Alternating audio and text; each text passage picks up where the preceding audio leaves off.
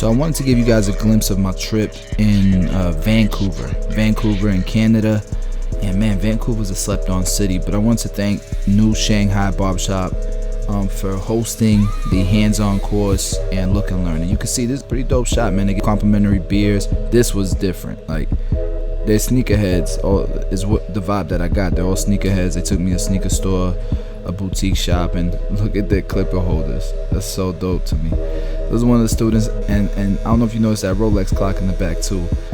But these were great guys, great students. Some of them made a long trip to get here, so you know, we had a good time, man. I feel like they got a lot of value out of the class, so it was fun.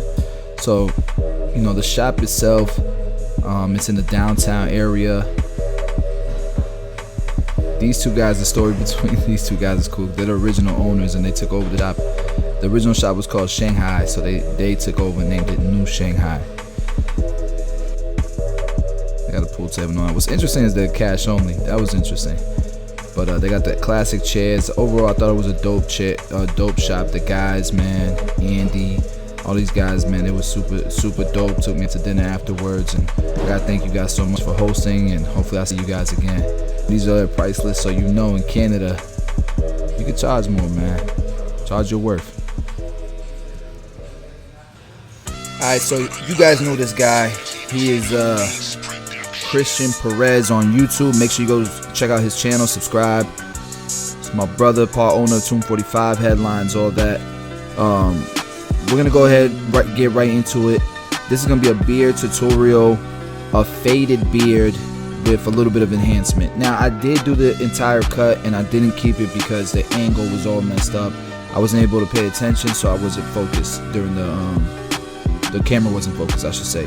So I'm just doing a brief outline of the top of the beard. It's not that important because we're gonna really detail it with the razor. I'm gonna go ahead and start to bald out his beard. Now he likes it faded out. He likes that fade to really stretch into the beard. He does want to keep it dark and long towards the chin area, so it'll taper into the longer chin area. But he does like that taper to stand out, that fade to stand out, I should say. So we opened up the blade all the way. Now we're all the way closed. And what I'm pretty much doing is just kind of tapping that line out. And as I get towards the outline of the beard, the upper side of the beard, I'm using my corners to try to keep as much as that outline prominent. As you can see, it's like a shadow, like a ghost line, right? It almost looks enhanced, and we did that by just using the corners and kind of slowly blending up and stopping so that it still stays dark and the little dark line stays there. So now we have the number one open. Now it's closed, and we're starting to blend it into the blade open where we just left off at. Okay, I'm using a lot of corners because I want to keep that rounded shape. Like, I want it to blend into it, but I want to keep like the jawline dark as well. So that's why we're kind of doing a rounded fade, I should say. So I'm going with the grain here to keep that dark and lay it all down, because we are again tapering into a longer length towards the bottom of the beard. This is my 1.5 guard. Excuse the broken tooth, I don't use it no more, but this is all I had at the moment. It's a little bit open, and again working in small spaces, so we're using the corners. And now we'll go back to the number one. It's open, and if we need to close it, we will, just to finish that blend out. Using the half guard just to touch it up some. And at this point, we're just kind of detailing the beard, detailing the blend, and you can see it's all coming together. It looks really nice. I think Perez definitely pulls this off. He's got the beard to do it. So, all right, and now we're just touching up some of the hairs that are standing out, kind of carving the beard into shape. And part of the reason why I'm doing it on the bottom the most is because we want to be able to see that line up. It's tapering into a longer chin hair, right? That's the idea. Alright, so now we'll go ahead and start adding some color, just to get the beard to connect, to look more connected. Okay.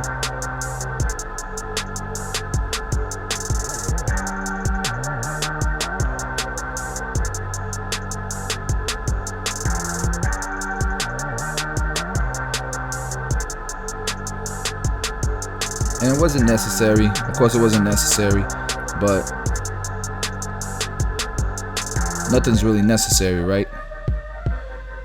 It wasn't necessary to blend his beard in or line it up or any of that, right? It's not necessary to keep a beard, so everybody relax. All the trolls that are going to be in the comment section, relax, guys.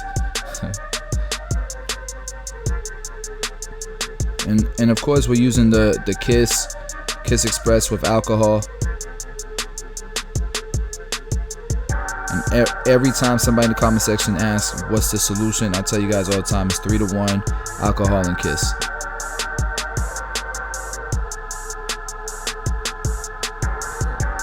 I think Get Beam says he uses 50-50.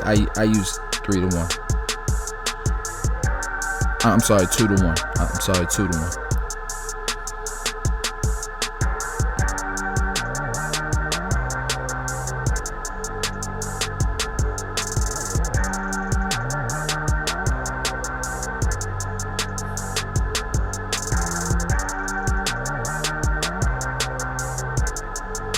I didn't show this side of the blend.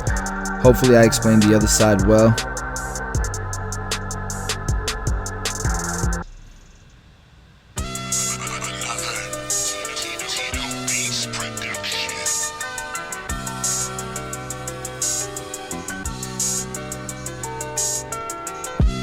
And if you guys want to see the haircut, the actual footage of the haircut, I will re-record it. I will redo it. Just let me know in the comments below, and we'll actually do a review on the haircut.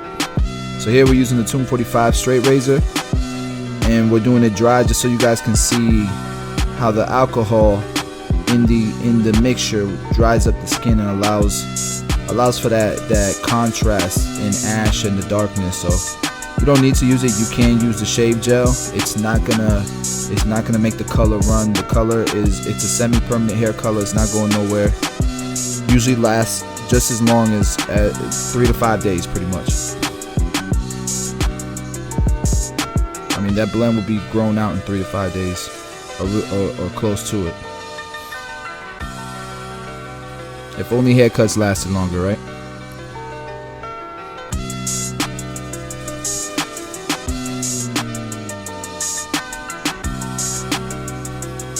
Some barbers will be like, nah, but then my clients won't come back as often. I'm thinking then I can squeeze in more of my clients, right?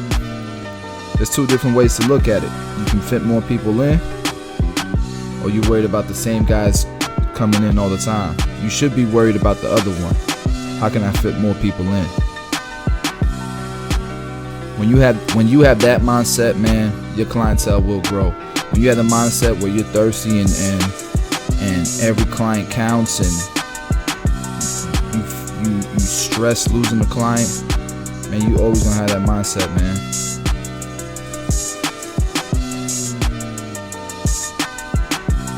And here we're just making sure that it's nice and tight, the bald area. Give it that really close contrast between the dark and the light area. And we're just lining up the neckline at this point.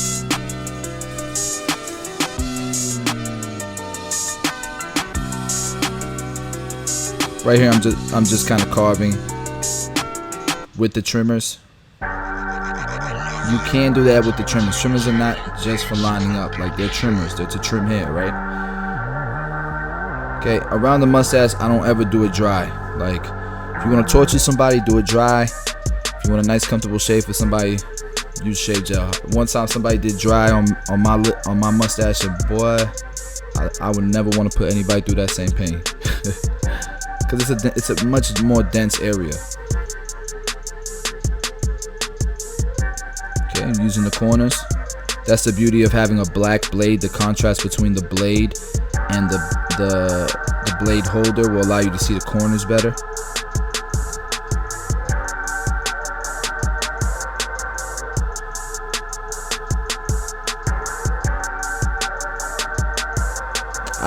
After this, I pretty much just use aftershave and make sure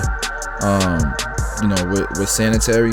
But some of you guys go all out and put beard oil and all that good stuff. Those faces, Perez, those faces, bro. Yeah, my man is always acting up. the same way he be acting, he be wilding like on the videos, he be like that with me.